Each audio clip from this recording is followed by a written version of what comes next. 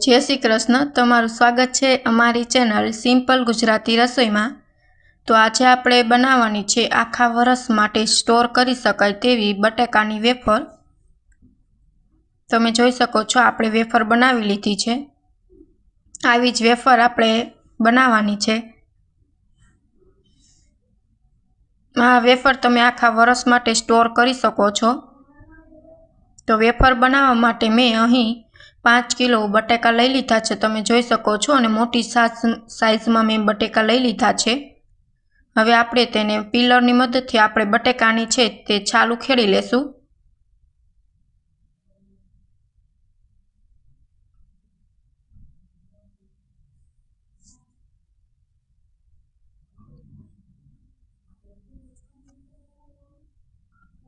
तो अहीं मैं बटाकानी छाल छे ते उखेड़ी लीधी छे। हवे आपणे बधी ज बटेटानी छाल आवी रीतना आपणे उखेड़ी लेशुं। अहीं बटेटा छे ते मोटी साइज में मैं लीधेला छे।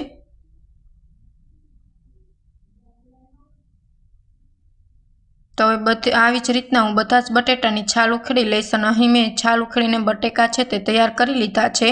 हवे आपणे वेफर पाड़ी लेशुं। तो तेना माटे मैं वेफर पाड़वानुं मशीन लई लीधुं छे। हवे आपणे तेमां वेफर पाड़ी लेशुं बटेकું लईने। तो आवी रीतना तमारे वेफर छे ते बनावी लेवानी छे। घसती वखते तमारे ध्यान राखवानुं छे के बटेकानुं वेफर तमारे हाथ में लागी न जाय। तमे जोई शको छो के सरस रीतना वेफर छे ते आपणी पड़ी गई छे मोटी मोटी साइज में। हवे आपणे बधी ज वेफर आवी रीतना पाड़ी लेशुं बटेकानी।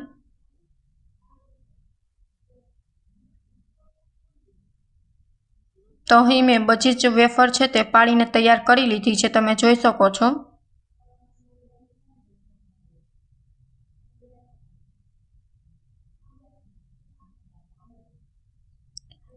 तो हवे मैं अहींया एक बाल्टी भरीने पाणी लई लीधुं छे। तमारे ध्यान राखवानुं छे बाल्टी तमारी स्टीलनी अथवा तो रसनी होवी जोईए। जो टीननी तमारी बाल्टी हशे तो तमारी वेफर छे ते काળી पड़ी जशे। आ एक खास वातनी तमारे ध्यान राखवानी छे। तो अहीं मैं स्टीलनी छे ते बाल्टी भरीने पाणी लई लीधुं छे। हवे आपणे जे वेफर पाड़ेली छे तेमां आपणे नाखी देशुं। वेफर पाणी में नाखवाथी तमारी वेफर छे ते काળી नथी पड़ती। पाणी में ज तमारे डूबाड़ीने राखवानी छे। अहीं मैं बधी ज वेफर पाड़ीने तैयार करी लीधी छे। अने हवे तेने मैं पाणी में एड करी दीधी छे अने डूबे तेटલું ज पाणी आपणे बाल्टी में राखवानुं छे डोल में। आवी रीतना तमारी वेफर छे ते डूबी राखवानी छे पाणी में।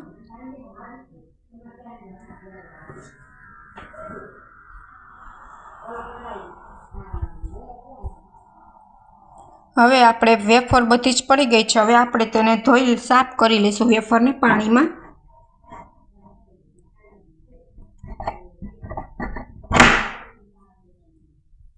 वेफर ने पाणी में धोवाथी तमारो जे बटेकानो अंदरनो जे मेल होय छे अथवा जे एनी डलनेस होय छे ते નીકળી जाय छे। कदड़ो छे ते बधो નીકળી जाय छे अने वेफर छे ते तमारी सरस रीतना साफ थई जाय छे। ज्यां लगीन तमारुं पाणी छे ते एकदम चोख्खुं न रहे त्यां लगीन तमारे वेफर धोवानी छे। तमे जोई शको छो के आपणे पाणी छे ते केटलुं खराब छे। हवे आपणे आवी ज रीतना वेफर ने बधी छे ते सारी रीतना वेफर छे ते आपणे धोई लेशुं। ज्यां लगीन आपणुं पाणी छे ते चोख्खुं न रहे त्यां सुधी आपणे वेफर धोवानी छे। आवी रीतना करवाथी तमारी वेफर छे ते एकदम सरस सफेद बने छे, ब्राउन नथी थती। आपणे 2-3 वखत वेफर ने धोई लेशुं એટલે आपणी वेफर छे ते एकदम चोख्खी थई जशे।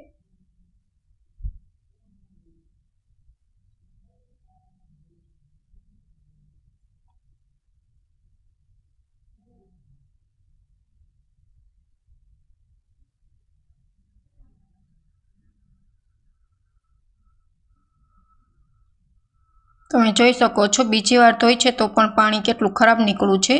હવે આપણી વેફર છે તે એકદમ ધોઈને ચોખ્ખી થઈ ગઈ છે। હવે આપણે તેને બાફી લેવાની છે વેફરને।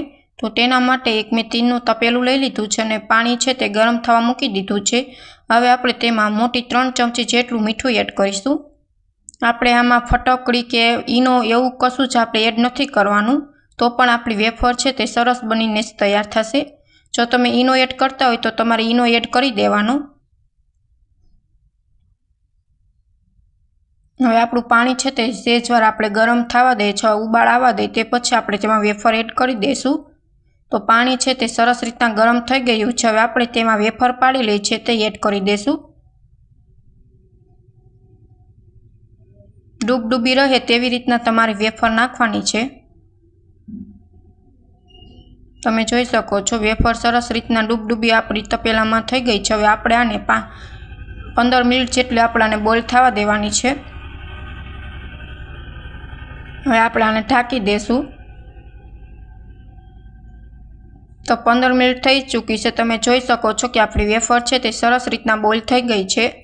વેફરને તમારે બહુ બોઇલ નથી કરવાની, તમારે ચેક કરી લેવાનું છે વેફર લઈને। જો તમારો હાથનો નખ છે તે સરસ રીતના તેમાં ખૂંચી જાય તો તમારી વેફર બનીને તૈયાર છે। અથવા તમને એમ ન ખબર પડે તો તમે એક વેફર ચાખીને પણ જોઈ શકો છો। કળકળિયા ન બોલે ને સરસ રીતના બોઇલ થઈ ગઈ હોય તો તમારી વેફર તૈયાર છે।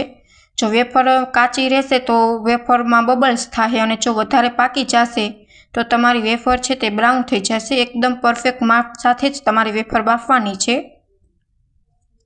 તો વેફરને હવે હું એક બાઉલ લઈ લીધો છે મેં ભાતિયું, તેમાં હું કાઢી લઈશ।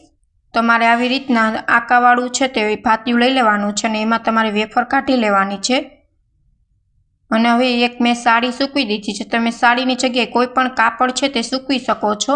મેં અહીં સાડી લીધી છે અને વેફર પણ તેના પર એડ કરી દીધી છે, એટલે થોડીક છે તે ગરમ છે તો ઠંડી થઈ જાય તે પછી આપણે આવી રીતના તેને સૂકવી દેશું છૂટી છૂટી। વેફર છે તે તમારે છૂટી છૂટી સૂકવવાની છે, જેથી ઝડપથી સુકાઈ જાય અને ચોટે પણ નહીં એકબીજા સાથે। અને પંખા નીચે આપણે આ વેફર રાખવાની છે અને છાયામાં જ સૂકવવાની છે, તડકામાં નથી સૂકવવાની। તો અહીં મેં બધી જ વેફર આવી રીતના સૂકવીને તૈયાર કરી લીધી છે। આ વેફર છે તે તમારે સરસ રીતના સુકાય નહીં ત્યાં સુધી તમારે સૂકવવાની છે। તો તમે જોઈ શકો છો 10 થી 12 કલાક આ વેફરને સૂકવવામાં સમય લાગ્યો છે, અને મારી વેફર છે તે સરસ રીતના સુકાઈ ગઈ છે। અને તમે જોઈ શકો છો કેટલી સરસ બની છે, પીળી બની છે। તમે જોઈ શકો છો કલર એકદમ પીળો હોય તેવો આવે છે, અને આવી રીતના તમારી વેફર છે તે સરસ સુકાઈ જવી જોઈએ। તો અહીં વેફર મેં બધી જ છે તે ભેગી કરી લીધી છે। હવે આપણે આ વેફરને 2 દિવસ સુધી તડકામાં સૂકવવાની છે, કેમ કે આપણે આ વેફરને સ્ટોર કરવાની છે, એટલે આપણે આને તડકામાં જેમ સૂકવશું તેમ આખું વર્ષ સ્ટોર કરીને આપણે એને રાખી શકશું। તમે જોઈ શકો છો કેવી રીતના સરસ ક્રિસ્પી બની છે આપણી વેફર। તમને જો અમારી રેસીપી ગમે તો ચેનલને લાઇક કરજો, શેર કરજો અને સબસ્ક્રાઈબ કરજો। Thank you for my watching video.